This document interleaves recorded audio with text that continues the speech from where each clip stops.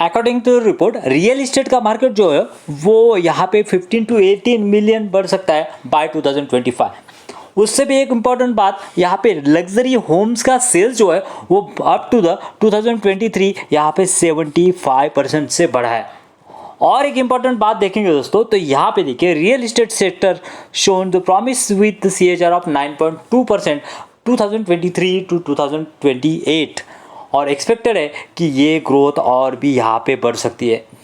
नमस्ते दोस्तों, मैं संदीप पोटी स्वागत करता हूँ आपका मल्टीबैगर कम्युनिटी में। आज के वीडियो में जानेंगे एक रियल इस्टेट से जुड़ा हुआ एक स्मॉल कैप स्टॉक।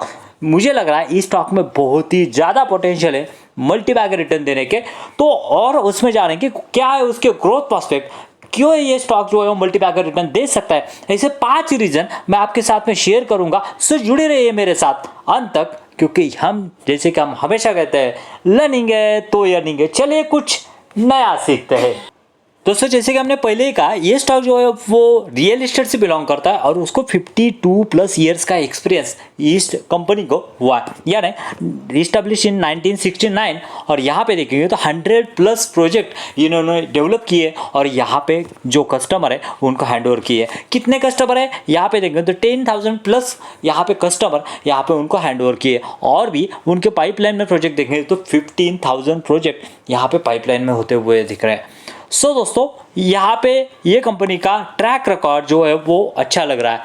पहली बात दोस्तों, इसे यहाँ पे उनके ऑनगोइंग प्रोजेक्ट हम देख सकते हैं जो कि स्पेशली मुंबई में, और मुंबई एक ऐसा एरिया है दोस्तों यहाँ पे रियल इस्टेट के जो मार्केट है यानी इसकी कॉस्ट जो है वो बहुत हाई, यानी कॉस्ट अगर उसकी हाई है तो ऑब्वियसली उसके मार्जिन ज़्यादा होंगे और उससे कंपनी का प्रॉफिट जो है वो बढ़ेगा। उसके साथ साथ और एक इंपॉर्टेंट बात दोस्तों, यहाँ पे देखिए अदानी रियलिटी के साथ में भी इनका यहाँ पे जॉइंट वेंचर हमें यहाँ पे होते हुए दिख रहा है, यानी जॉइंट वेंचर है, इतने बड़े प्लेयर के साथ में जॉइंट वेंचर है, तो इसको आगे भी ऐसे ही कुछ ऑर्डर या फिर ऐसे ही कुछ जॉइंट वेंचर हमें यहाँ पे देखने को मिल सकता है। यहाँ पे देखेंगे तो इनके जो अपकमिंग प्रोजेक्ट है, ऑब्वियसली एग्जिस्टिंग जो प्रोजेक्ट है उनके माउंट साउथ और ये जो है वो फेज 3 का काम यहाँ पे चलते हुए हमें दिख रहा है। और यहाँ पर और एक बात दोस्तों, यहाँ पे बहुत ही इंटरेस्टिंग चीज़ है, जैसे कि मैंने कहा कि मुंबई का जो बहुत ही लोकेलिटी एरिया जो है वो बहुत ही हाई है इसका प्राइस। यहाँ पे देखिए पनवेल 100+ एकड़ में यहाँ पे उन्होंने प्रोजेक्ट जो है वो डेवलप किए। थाने में देखेंगे तो 100+, भांडुप में देखेंगे तो 100+, और डोंबिवली एरिया जो है वो वहाँ पे भी 50 एकड़+ यहाँ पे हमें यहाँ पे वो काम करते हुए दिख रहे हैं। यानी स्पेशली ये जो नई मुंबई और थाने का एरिया है यहाँ पे ये कंपनी वर्क करते हुए दिख रही है।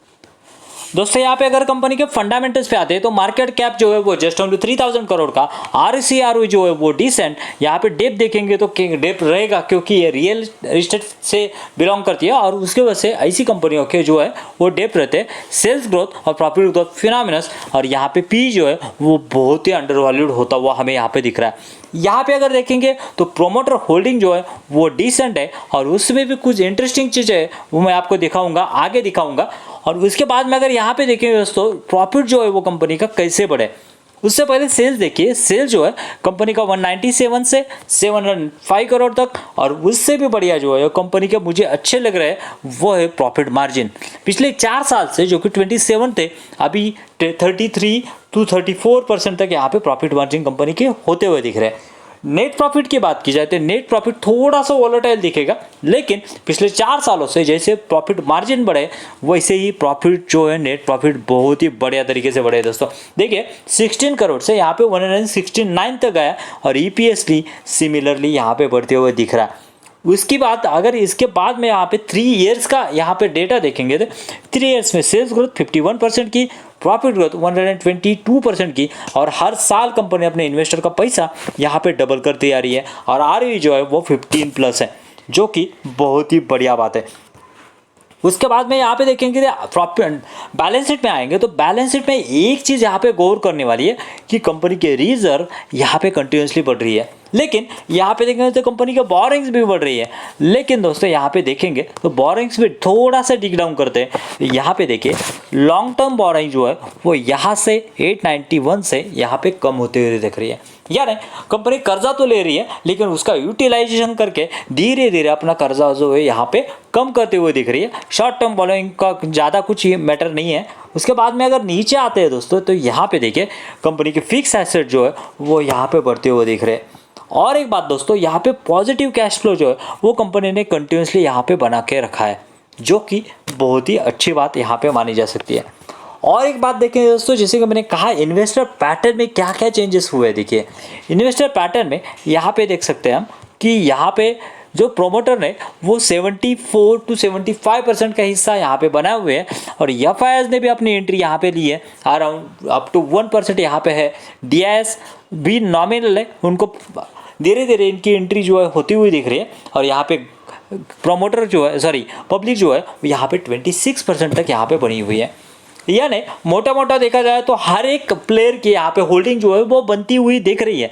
यानी ये स्मॉल कैप कंपनी धीरे धीरे यहाँ पे मिड कैप और आगे जाके लार्ज कैप बनने के कगार पर है। दोस्तों ये तो हो गया रियल एस्टेट का स्टॉक, एक बहुत ही इंफ्रा का स्टॉक। अगर आपको जानना है बिग ब्लॉक कंस्ट्रक्शन के बारे में तो लेफ्ट वाले वीडियो पे क्लिक कीजिए। मिलते हैं वहीं पे। Thank you very much. जय हिंद।